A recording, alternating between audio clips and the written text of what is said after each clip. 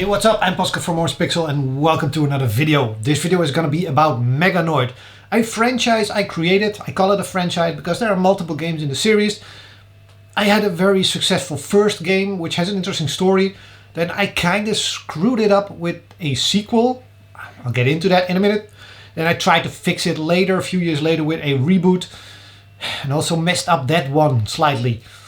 Interesting story. So let's talk about Meganoid.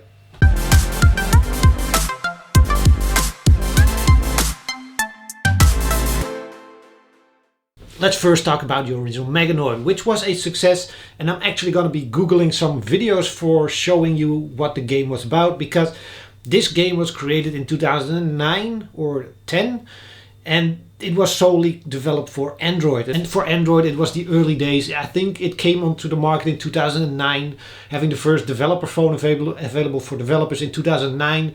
So it was very early days, and recording gameplay video on an Android device was very hard to do, and you needed some cool cables and some good hardware for it, and I just didn't have it and wasn't really thinking about it or doing much with it. So I don't really have much gameplay videos of my own. So I'm hopefully now showing you some gameplay videos I found on YouTube. Thanks people for playing it and actually being able to record it. So the story for Meganoid is that the years before that I was trying to, like every other smartphone game developer, trying to invent the next hit game. There were a couple of games that were topping all the charts, and with like Doodle Jump, everybody probably knows it. Very simple gameplay, very simple, but it was just making millions, and everybody was just figuring out what can we do with the rotation and tilting of devices, what can we do with touchscreens, how do we make the best mobile game ever. And that was actually and that pursuit of trying to find the best thing and just trying to find the next best thing, that pursuit was just driving me crazy and insane. I created a bunch of games, and most of them are, well, you can find them on my website somewhere, but I'm not really proud of many of those. They were fun for that time, but they weren't memorable in any way, at least not for me as a game developer. I wanted to get back to games that I really like and enjoy and play myself. So 2010 was also the time that Meat Boy became a big indie hit, and suddenly indie games were a thing, even though indie developers were existing for many years before that, but now suddenly it became a term and everybody was diving onto it because Meat Boy, this brutal platformer that was so punishing to the player, was just amazing. And we saw a lot of brutal platformers spawn in that period of time, and Meganoid was nothing different from that. Just that it was my version and my take, and I wanted to do it on mobile. I wanted to go back to old-fashioned left, right and jump controls, not weird touch sliding and tilting and things like that.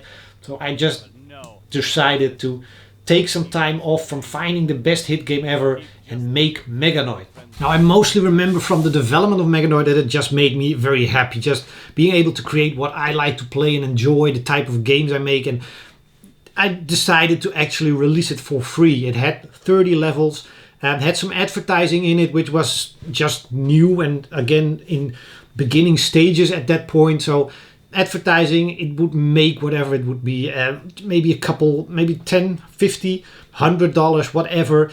It wasn't for the money. I just needed a break from pursuing all that stuff, and I just wanted to release something that was a lot of fun to me. Eventually Meganoid grew out to a game with 100 levels, all handcrafted, and then I actually managed to make them all playable in reverse. So we ended up with 200 levels, and I think there were some things here and there that you had to do, so you would be playing it for many hours. Meganoid, the original one on Android, was 900,000 downloads, so almost 1 million, pretty cool. I did a version later that was paid, that did maybe 2,000-3,000 sales, and not a lot. Also did an iOS version eventually, because I had to actually reprogram all of that in Object-C, because it was the only way to create iOS versions, and I needed a Mac for that. So a lot of stuff happened in between, but eventually an iOS version, and that was Meganoid 1.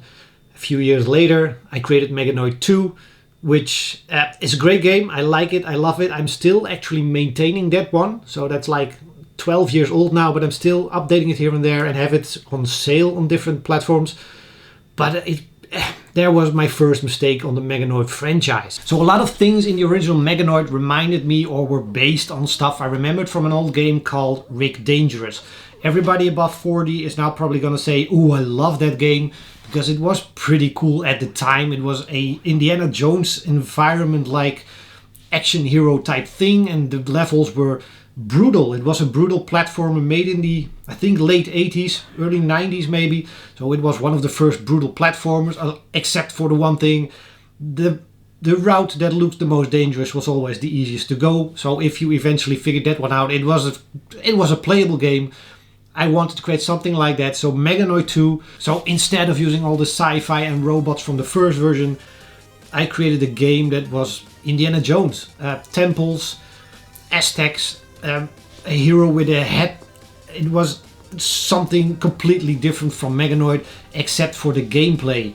The problem here is that I just didn't know what to name it, so I called it Meganoid, which just at that time I thought it would be interesting and good to have. But of course it also stopped the whole franchise at that point. We had a sci-fi version in the future. Now we had Grandpa's Chronicles, because this was back in the past. There was no clear line of what Meganoid really was about.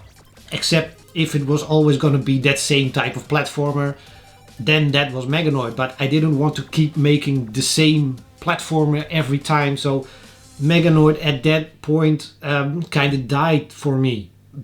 I had made 2 games. They both did pretty well. Or not a lot, but decent for the time spent on these games. I mean, Meganoid 2 was probably made in 1 or 2 months, different times than now. But the Android version and the iOS version, not a lot of months of work, just a lot of levels and very simple standard gameplay. So creating a platformer was easy for me. I made hundreds, well, close to 100. It was very easy to make and very fast. I just kind of thought I killed my franchise, and for a long time, like many years, I had no idea what to do with Meganoid. Meganoid is back. The awesome, challenging, unforgiving, annoying platformer that made people throw away their phones is back, and you must play it. Survive rocket launchers, turrets, lasers, robots, alien life forms, and your own insanity as you travel through procedurally generated levels and worlds. Entering Meganoid, the reboot. Eventually I wanted to create another game. I wanted to create a platformer that was interesting. A lot of this is based on Spelunky. That game had so many fans and it looks interesting. I played it a couple of times. I didn't really like it. Not my type of game for some reason, but I wanted to create something like that, procedural roguelike platformer. Meganoid just seemed like the right fit for that based on all my franchises I have. Gunslugs could have done it, but I think I just released number 2 and was already thinking about number 3, so Meganoid came back. Now now I call it Meganoid the Reboot. At that time I foolishly called it Meganoid 2017. I gave it a year number in the title. So unless you're Electronic Arts or somebody like that and you're making games every year, making updates every year, new version every year, don't add a year number to your game title, because right now if you look at Meganoid 2017, you know it's a very old game. I'm not going to play that. It's 7 years old. A year number just doesn't really do much good to it.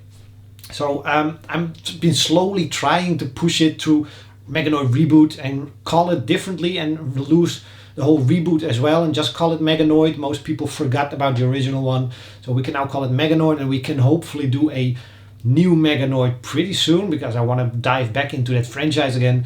But the reboot, it did great, it did fine. I'll have some numbers up on the screen in a minute, but I messed it up with naming the game. So yeah, I know most indie game developers will not end up with franchises because releasing one game is hard enough, let alone multiple games over a span of years. But if you're gonna do franchises, make sure you know what the franchise is about, so don't suddenly change the whole environment and the whole setting if that doesn't fit the franchise. Like in this case, Grandpa's Chronicles, terrible idea. If you're doing a new version, don't give it a year number or whatever.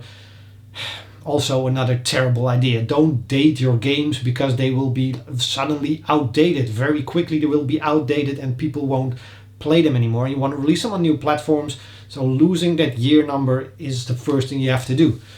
That's a couple of tips on franchises. So let's end this video with some numbers because I know people love numbers. Meganoid, the reboot version, was created in 4 months, started in January, finished it and released it in April 2017. And the short development cycle, that's pretty much what I'm trying to get back to now. I've been talking about that in recent videos and currently working on that with Gauntlet of Power, with Space Grunt 3. So I'm trying to get back into that because doing a game in like 4 months, which is mostly just experience and knowing what you want from the game, if you can have those two nailed down, you can create games that fast and probably even faster if you have to, but that's a healthy amount of time to still have a good game that has a lot of content and assets and extras, which are often built on experience.